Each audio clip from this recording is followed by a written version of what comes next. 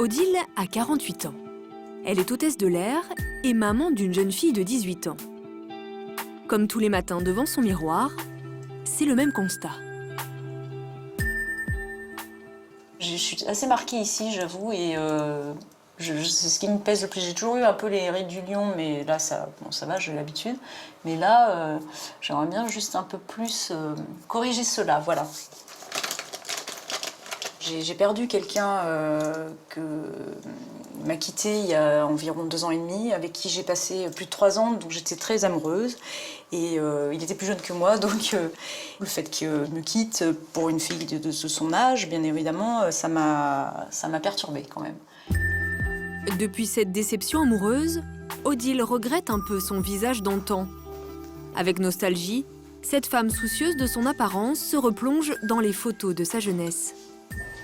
Là, c'est des photos, celle-ci j'avais, c'était avant d'être maman, donc effectivement, j'ai même pas 30 ans, mais enfin, je suis pas non plus, je suis pas une jeunette de 20 ans. Hein. Effectivement, on peut voir que j'ai pas du tout de rides marquées. Oui, j'aimerais bien juste, pas forcément revenir 10 ans en arrière non plus. Hein. Là, c'est des photos la plus récente que je vous montre, là, elle date de 2009. Là, c'est quand même 5 ans, non? Non. Voilà, est-ce que c'est, je sais pas, remonter toujours dans le temps? Je ne sais pas. Pour remonter le temps, Odile a décidé pour la première fois de faire appel à la médecine esthétique. En France, la chirurgie esthétique n'est plus un tabou. Une femme sur 3 y aurait recours. Même les stars assument sans complexe, comme Julie Depardieu et Jennifer, leur nouveau-né, ou Emmanuel Béard, ses lèvres gonflées.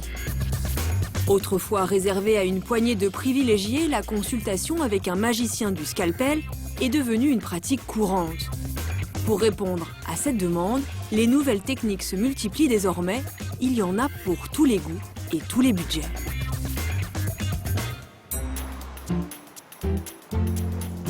L'hôtesse de l'air se rend dans un centre médical spécialisé au cœur de Paris. Pour retrouver la jeunesse de sa peau, elle a choisi une nouvelle méthode qui se développe depuis 3 ans, celle des fils tenseurs. On va s'installer en salle. Allez-y, je vous en prie. Je peux poser mes affaires Vous ici? pouvez poser vos affaires ici, s'il vous plaît. Merci. Allez-y, Ce docteur va réaliser la pose. Merci. Odile est inquiète. Moi, j'ai peur d'être totalement transformée. En fait, je veux vraiment juste que c'est... voilà, Non, comme vous m'avez dit. pas du tout. Le principe, ça va être de vous poser une multitude de petits fils. En fait, on se sert de l'accroche de ces fils. Les fils tenseurs, comme je vous avais expliqué, sont des fils avec des petits micro-crochets qui vont permettre de tracter les tissus pour avoir un côté petit lifting. Voilà, petit lifting. Vous ressortirez toute belle. Les fils tenseurs sont résorbables. Ils vont rester pendant 2 ans dans les joues avant de se dissoudre. La pose se fait sous anesthésie locale. Pour obtenir un effet naturel, les fils doivent être placés en suivant la morphologie du visage d'Odile. On va placer un fil ici, un fil ici et un fil ici. Voilà, pour avoir la traction sur la partie importante de sa joue. Donc on va faire un point d'entrée ici, un point d'entrée ici, un point d'entrée ici. Enfin, et voilà, les points de sortie seront ici. Puis, elle insère un à un dans chaque joue 3 fils. Arrive ensuite le moment crucial de l'intervention, un peu impressionnant. Là, je serre les fils, je les tire l'un vers l'autre. Je les rapproche en fait. Et après, on peut décider de laisser la patiente avec cet aspect froissé. La majorité des patientes n'aiment pas tellement. Une demi-heure plus tard, l'opération est terminée. La transformation ne saute pas aux yeux. Il faudra patienter quelques semaines pour que le visage dégonfle et que les fils fassent leur effet. En attendant, Odile peut reprendre le cours de ses activités. Elle n'en revient pas.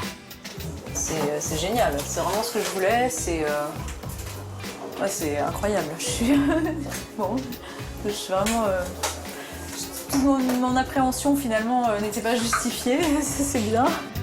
Un mini lifting pour 1 700 €, c'est 3 000 de moins qu'en chirurgie esthétique. Mais Odile devra recommencer dans 2 ans.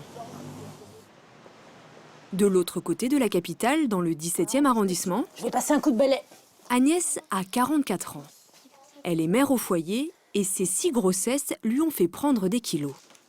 Ce sont les mots de Joséphine, 4 ans, la petite dernière, qui lui ont fait l'effet d'un électrochoc. Joséphine, tu sais ce que tu vas faire? Tu vas le poser là, bébé éléphant, regarde, sur la chaise. Merci ma chérie.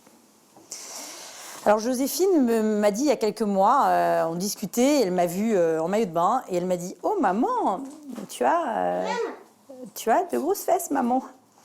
Et donc j'ai expliqué à Joséphine que peut-être, évidemment, j'aimais quand Joséphine disait la vérité, mais que c'était un sujet un peu sensible pour maman et que dire la vérité, parfois, ça pouvait blesser. Après, elle m'a dit « Mais non maman, tu as des petites fesses, de petites jambes, un petit ventre. Tu es belle comme tu es maman. » Voilà. Et je pense que ça... Et voilà. Joséphine a beau vouloir rassurer sa maman, le mal est fait. Agnès a décidé de s'en remettre à la cryolipolyse, une nouvelle méthode pour se débarrasser de son surplus de graisse. Bonjour madame. Pour commencer, elle va s'attaquer à son ventre. Donc venez, on va s'installer sur la table d'examen. On va mesurer l'épaisseur de votre bourrelet graisseux grâce à cet appareil-là qui va nous donner la taille de ce que l'on va travailler. Aujourd'hui, vous êtes à 45. Un bourrelet de 4,5 cm qu'il faudrait réduire. On peut espérer une perte intéressante là sur une séance à peu près de 2 cm à la première séance. D'accord? Donc, je vous montre, madame, la tête. D'accord. Vous avez les 2 plaques métalliques qui vont en fait bloquer et induire le froid au niveau de votre amas graisseux. Durant 1 heure, la zone va être refroidie à moins 10 degrés. À cette température, les cellules graisseuses sont naturellement détruites. Vous êtes bien? Est-ce que ça fait mal? Non, pas du tout. Là, c'est une sensation un peu de chaleur. Voilà, donc là, il faut se remettre de patience. 1 heure plus tard, le soin s'achève. Voilà, on libère l'applicateur. Donc là, ça va être un petit peu bleu, ne vous inquiétez pas. Après, on va masser. Un massage de 5 minutes va permettre d'éliminer les graisses. Voilà. Alors, je vais vous montrer l'état de votre ventre. Ah ben, c'est un méga suçon. Voilà. Donc c'est rouge et cette rougeur dure à peu près une douzaine d'heures. Voilà, donc Agnès, on a terminé. C'est bon, vous pouvez vous lever. Pour 200 €, Agnès devrait perdre 1,5 cm de tour de taille. Selon ce docteur, 3 séances lui suffiraient pour retrouver une jolie silhouette. Bon, eh ben, je vous raccompagne et je vous dis à dans un mois pour la deuxième séance. Allez-y, je vous en prie. Au revoir, docteur. Quoi qu'il en soit, Agnès devra faire un régime car la machine ne s'attaque qu'à la graisse superficielle. Aujourd'hui, les nouvelles techniques permettent de corriger n'importe quelle partie du corps. À bien chercher, chaque femme aurait son talon d'Achille. À 48 ans, Elisabeth est une joueuse de golf professionnelle. Mais comme toutes les femmes qui travaillent debout en permanence, elle souffre de douleurs insupportables aux pieds. Ce qui l'empêche de porter ses chaussures préférées, les escarpins.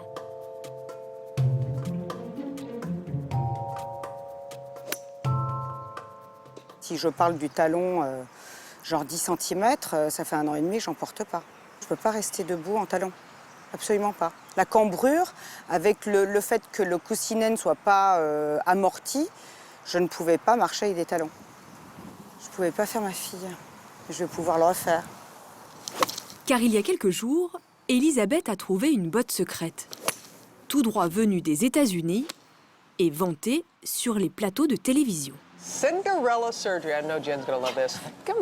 Bonjour Robin. J'en veux à Cendrillon parce que jusqu'à aujourd'hui, les fashionistas croyaient qu'il fallait souffrir pour être belle, pour porter des talons vertigineux. En français, cela s'appelle la chirurgie de Cendrillon, une référence au pied parfait de la princesse du conte de fées. Elisabeth a déniché l'un des rares cabinets où l'on peut trouver chaussures à son pied. Bonjour. Bonsoir, docteur. Allez-y, tout droit. et à gauche. Pour toutes les femmes, marcher avec des talons n'est pas sans conséquences. Voilà. Imaginez un talon, vous voyez, tout le poids du corps repose à ce niveau-là. Et on comprend aisément que eh bien, cette zone s'écrase avec le temps et finisse par générer des douleurs à la marche. C'est exact, c'est le point le plus sensible en fait. Le plus sensible. Car sans coussinet, l'os est à même le sol. Pour protéger ses pieds, le chirurgien va donc renforcer ses coussinets en injectant le produit miracle, de l'acide hyaluronique. Ça va piquer un tout petit peu. Très bien. Est-ce que ça va? Ça va très bien. Voilà, donc un point d'injection qui permet de partir un petit peu en rayon de roue. Je vais retirer là. Voilà. Grâce à ces piqûres, Elisabeth a des coussinets tout neufs. 700 €, c'est le prix à payer pour trottiner à 10 cm du sol. 3 jours plus tard, la chirurgie de Cendrillon a fait son effet. Elisabeth peut enfin s'adonner à son shopping favori, la chasse aux escarpins. J'ai une trentaine de paires de chaussures, dont j'ai dû me séparer du fait de ne pas pouvoir les porter. Et puis je vais pouvoir faire des achats plus actuels, ce qui me permettra de me rendre plus féminine. Aussitôt dit, aussitôt fait. Bonjour, je viens essayer une paire de chaussures, s'il vous plaît, à talons, si vous avez. Je veux bien essayer cette chaussure. Et puis la petite bottine noire à lacets. Avec plaisir. Elisabeth se rue sur les modèles les plus haut perchés. Je suis très bien dedans. Hein. Ah, très bien. Elles sont super. Oui. Le choix va être dur. Mais je vais peut-être m'orienter sur les deux paires. Ça, c'est très bien. Un simple traitement de quelques minutes avec ce chirurgien esthétique et Elisabeth retrouve le sourire. Le produit phare depuis la fin des années 90, c'est le Botox. Tout le monde en a entendu parler. Pourtant, il doit être injecté avec beaucoup de précautions. Sur la toile, des dizaines de sites de médecins généralistes proposent des injections de Botox. Nous nous rendons chez l'un d'eux, trouvé au hasard sur Internet, en caméra cachée. Nous lui demandons de nous combler des rides sur le front. En fait, j'ai plein de questions. D'un côté, j'ai envie de le faire et d'un autre côté, j'ai mes inquiétudes, quoi. En fait, ce que vous demandez, c'est quelque chose de très simple. Le médecin, il sort de la fac, il vous pique. Le médecin, il sort de la fac, il me pique. Ben oui, c'est rien. Pourtant, j'ai lu qu'il fallait être chirurgien pour mettre du Botox. Moi, je ne suis pas chirurgien, hein, si vous voulez tout savoir. Un médecin généraliste qui accepte de nous injecter du Botox, car selon lui, il n'y aurait aucun risque. Pourtant, la législation l'interdit formellement. Les chirurgiens, ophtalmos et dermatologues sont seuls autorisés à l'injecter. Et pour cause. Selon ce chirurgien esthétique, malgré les apparences d'un acte inoffensif, injecter du Botox nécessite de véritables compétences. Car des piqûres mal placées peuvent entraîner une paralysie de muscles faciaux. Il y a un savoir, bien évidemment, à la base, qu'il faut connaître. Il faut connaître, bien sûr, son anatomie, sa physiologie, la dilution des produits. Il vaut mieux savoir exactement à quoi correspond l'effet de la toxine botulique, où il faut piquer, comment on analyse une balance musculaire au niveau d'un visage et quel est l'effet qu'on est en droit d'attendre. Malgré le manque de formation, il serait plus de 2000 généralistes à pratiquer les injections de Botox. En cas de complications, il risque d'un simple blâme à la radiation pure et simple de l'ordre des médecins.